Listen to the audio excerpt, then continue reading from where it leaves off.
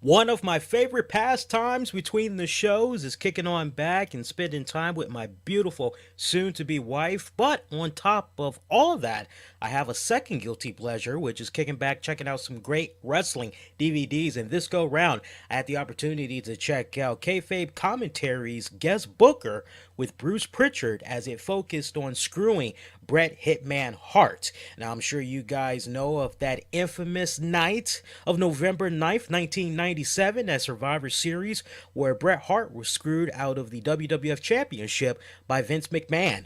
The Montreal Screwjob, as many have dubbed it, as the event is still talked about some 20 years later. Bruce Prichard, of course, was the right-hand man for Vince McMahon in the WWF/E, also was the former senior vice president of programming and talent relations for Total Nonstop Action Wrestling. Now, guest booker begins with he and host Sean Oliver going through the motions leading up to that infamous night, as we learned that there was intense negotiations going on between Bret, Vince McMahon, Bruce Prichard, and Pat Patterson, as they were trying to get everything nice and finalized in time for WrestleMania. They knew that Stone Cold Steve Austin was big money waiting to happen, and they wanted to capitalize. Mike Tyson was in jail, but he was due for release shortly, and they knew he would play a vital role in the story angle they had playing out with Shawn Michaels versus Stone Cold Steve Austin. As recall, folks, Shawn Michaels was part of the White Hot D-Generation X at the time. Shawn Michaels was also at a point where he was going to be walking away come the night after WrestleMania, so it was very vital to have Shawn be in place as the WWF Champion heading into WrestleMania 14 against Steve Austin. We're talking about angles and rivalries here that's been laid out a few months in advance, but first things first, people, taking the title off of Bret Hart to set up that domino effect. At the time, WWF had in place a very lucrative contract with Bret Hart, estimated at around $20 million for 20 years. There was a lot of money given to Bret up front as part of the deal, and he had a creative control clause in his contract. Basically, that in a nutshell stated that Bret had the final say in the way his character would be portrayed. But this would be something that would come back to hurt the company in retrospect. But more on that in a bit, folks. The company was getting its butt kicked by WCW in the TV ratings, despite having good pay-per-views and house shows.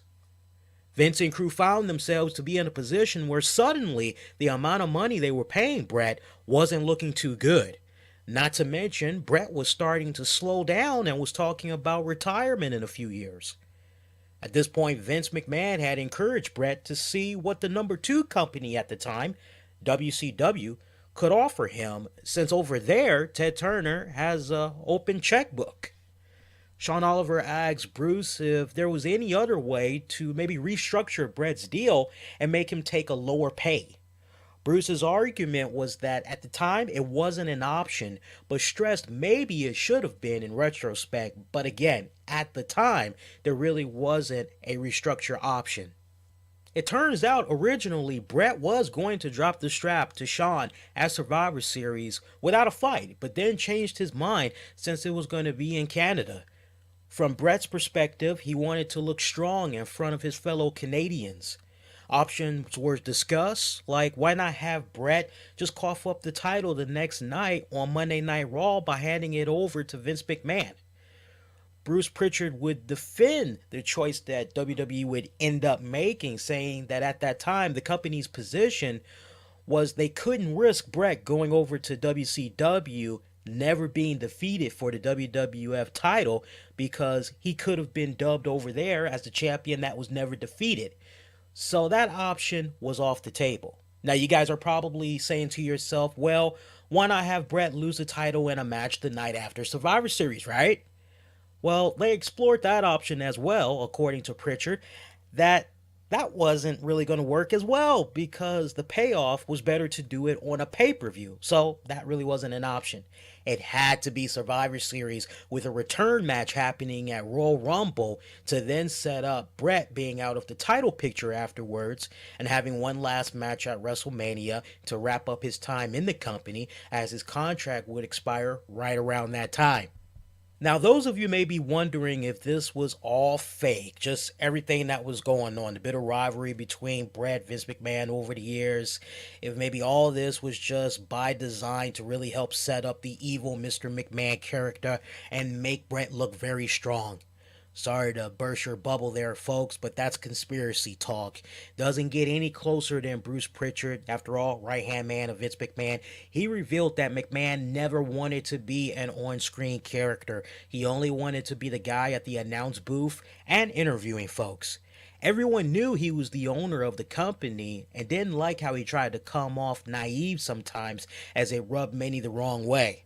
Almost as if it was some type of an arrogance in the air with him, as he was almost kind of rubbing it in your face. Not to mention, it was Vince's call to allow the Wrestling with Shadows documentary team to follow Bret around and interview other talent because this was supposed to be a movie released in Canada for Bret Hart's fans, not nationwide. Who'd have thought that? Keeping all that in mind, folks, let's go back to the talk of Montreal 1997 as Vince and crew are at a stalemate, yet with Bret Hart, they're still continuing conversations leading up to Survivor Series night. Not to bore you all with the details because I'm sure you all know what had happened, as Bruce recalled how that night he worked the gorilla position with Owen Hart, Jim Neidhart, when he saw Bret screwed.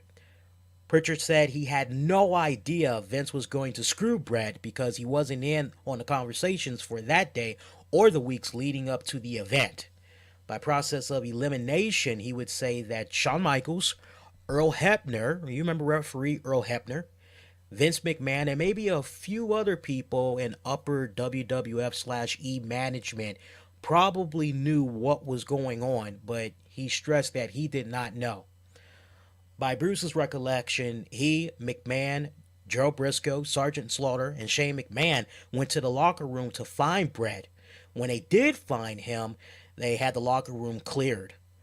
Bret told Vince he was going to take a shower and they would talk afterwards.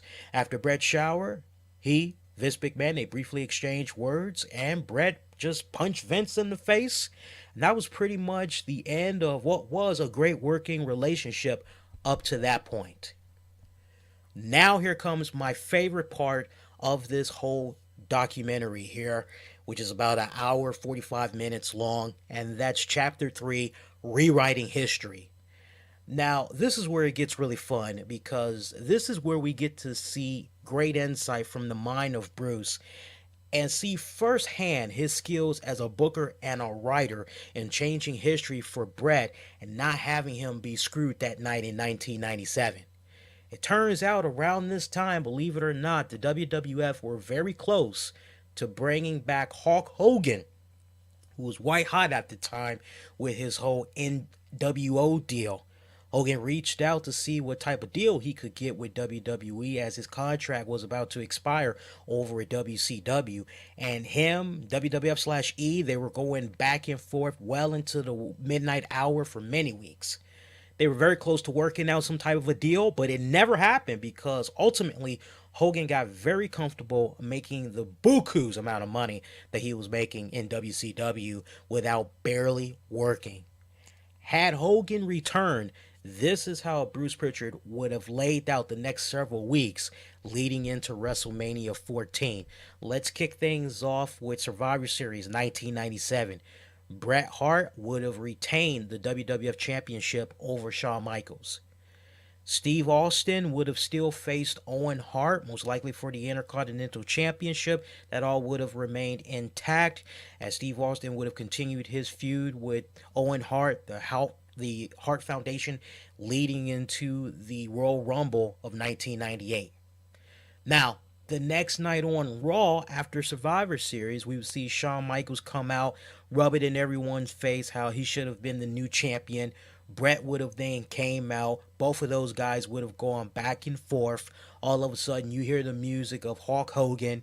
He comes out to cut a promo basically saying he's the real champion and that he's been the only one to legitimize it, and he's back to reclaim it once again because the company needs a real man's champion as opposed to the little boys.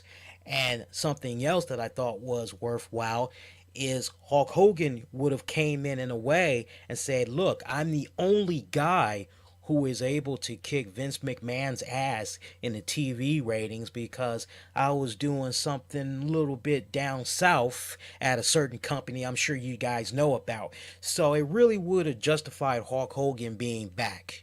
Now, at the same time, we would have seen seeds being planted in that Hulk Hogan could be joining Degeneration X, but ultimately that would happen. We would also start to see some type of a power struggle go on just a little bit, week by week, between Shawn Michaels and Triple H and everything. Now, going to the Royal Rumble of 1998, Bret Hart would have lost the WWF Championship to Hulk Hogan. Steve Austin, at this point, he would have resolved his feud with the Hart Foundation, won the Royal Rumble. Weeks leading into WrestleMania, we would have seen an explosion erupt between Shawn Michaels and Triple H, which would then set up a match at WrestleMania 14 where control of the Generation X is somewhat on the line, if you will, to a certain extent.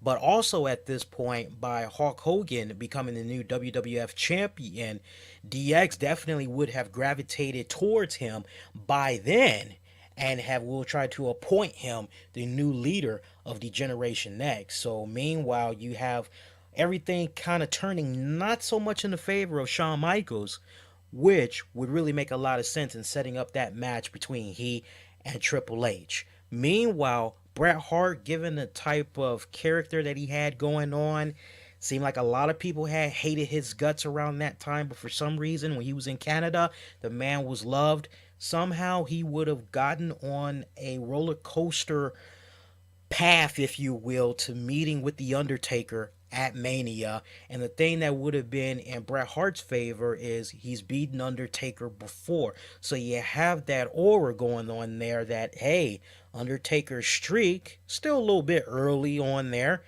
it basically could have been in jeopardy as a result of taking on the best there is, the best there was, and the best that there ever will be. WrestleMania 14, we go now. Steve Austin, first time he meets Hulk Hogan, defeats him 1, 2, 3 after a Stone Cold Stunner. This is exactly how Bruce Prichard had it laid out. Steve Austin, Stone Cold Stunner, pins Hulk Hogan 1, 2, 3 to become the new WWF champion. You got the whole DX Mike Tyson thing that would still be in place. Mike Tyson would be turning on Hulk Hogan. All right. Undertaker would defeat Bret Hart, thus giving Bret a proper send-off if he doesn't stay with the WWF. Triple H, meanwhile, he defeats Shawn Michaels, which sets up Shawn getting officially kicked out of DX so that Shawn can still make his exit from the company as originally planned. The next night on Raw, Triple H and DX, they would deal with the fallout from that main event of Hulk Hogan losing the title to Stone Cold Steve Austin, and they would basically say, Hogan, you got your ass kicked. You didn't get the job done. They would basically do a brutal beating on Hulk Hogan.